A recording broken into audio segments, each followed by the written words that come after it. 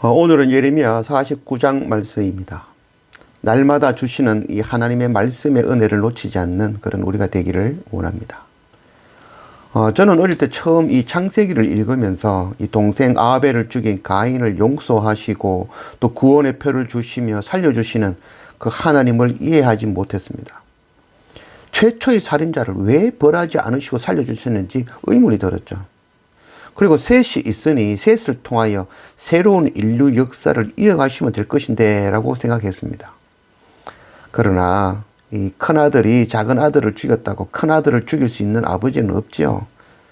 가슴이 아프지만 죄는 미워도 가인 역시 사랑하는 아들입니다. 그리고 만일 가인이 죽어야 된다면 지금 우리도 모두 죽어야 되는 자들이라는 것, 그것 우리가 알아야 됩니다.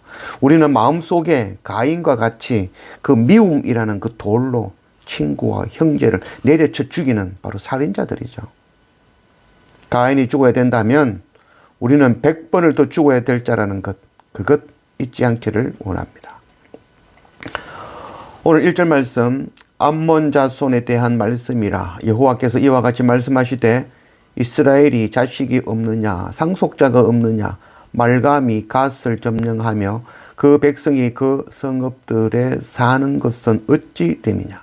여호와의 말씀이니라. 그러므로 보라, 날이 이르리니 내가 전쟁 소리로 암몬 자손의 랍바에 들리게 할 것이라.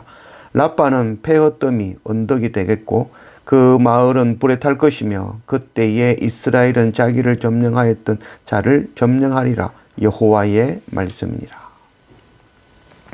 계속해서 이방 나라들의 그런 이 심판에 대해서 선포하고 있죠. 이제 오늘 1절부터 이 말씀은 암몬 자손에 대한 그런 심판의 말씀입니다.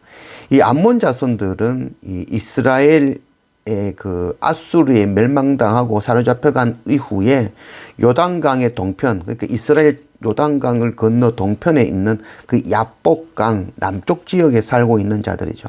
원래 그 지역은 갓 지파의 땅이었죠.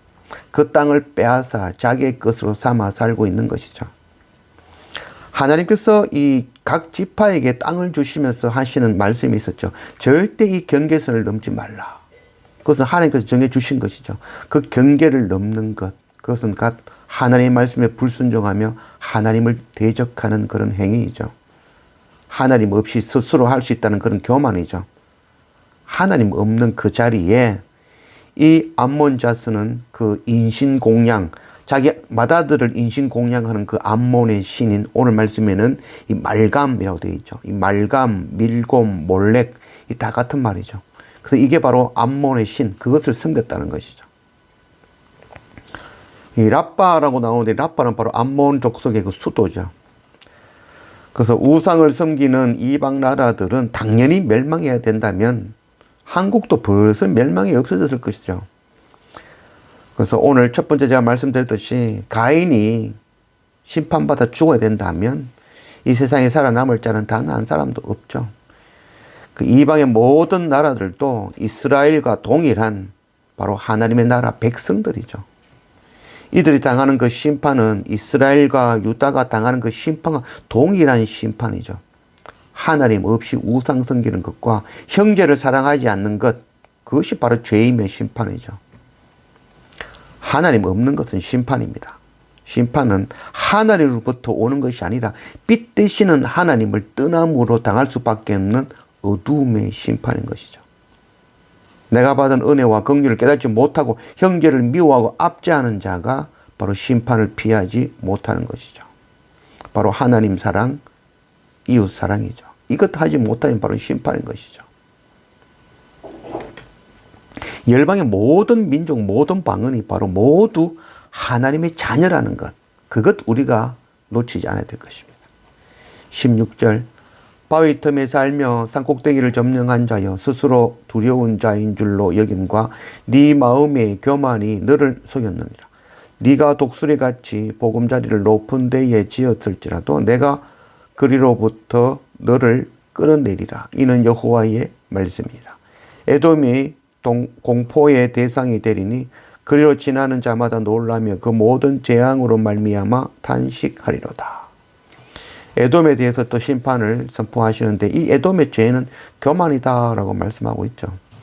에돔이 지금 어디냐 하면은 요르단이죠. 그 요르단에 가면은 이 페트라라고 아주 유명한 그런 계곡이 있죠. 아주 높은 계곡 사이를 지나서 바로 에돔 족속이 거하고 있었죠. 그래서 이건 난공불락의 요새죠. 그래서 계곡 사이를 지나면서 모두 이렇게 공격하면 거기서 아무도 침공할 수 없었던 것이죠. 그래서 에돔은 그 성을, 그 계곡을 믿는 것이죠. 하나님 믿는 것이 아니죠. 그것이 바로 교만인 것이죠. 그래서 그 교만으로 스스로 나는 두려운 존재다. 스스로 하나님이라 착각하는 것이죠. 그것이 바로 이 심판의 빌미가 되어지는 것이죠. 안전을 의지하고 하나님을 떠나는 것이죠. 하나님이 필요 없이 하나님 의지하지 않아도 살 수 있는 곳, 그것이 바로 요르단, 페트라, 에돔 지역이죠. 하나님 없는 것이 죄이며 바로 심판인 것이죠. 24절 다메섹이 피곤하여 몸을 돌이켜 달아나려 하니 떨림이 그를 움켜잡고 해산하는 여인같이 고통과 슬픔이 그를 사로잡았도다. 어찌하여 찬송의 성읍 나의 즐거운 성읍이 버린 것이 되었느냐. 이는 만군의 여호와의 말씀이니라. 그런즉 그 날에 그의 장정들은 그 거리에 엎드러지겠고 모든 군사는 멸절될 것이며. 이 아람에 대해서 심판을 또 선포하시죠. 이 아람은 바로 이 다메섹, 아람 같은 말이죠. 이 수리아의 수도가 바로 이 아람이죠.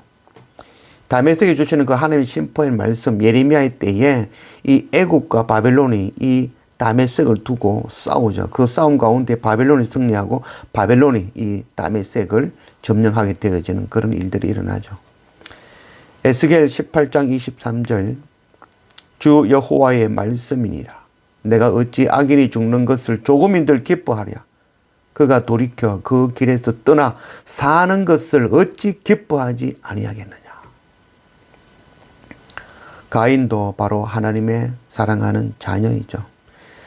이 선지자 예레미야는 열방의 모든 민족, 모든 방언, 모든 나라, 모든 백성들이 바로 하나님의 자녀라는 것, 하나님의 나라라는 것, 그거 깊이 인식하고 있는 것이죠. 우리에게도 이런 인식이 필요한 것이죠.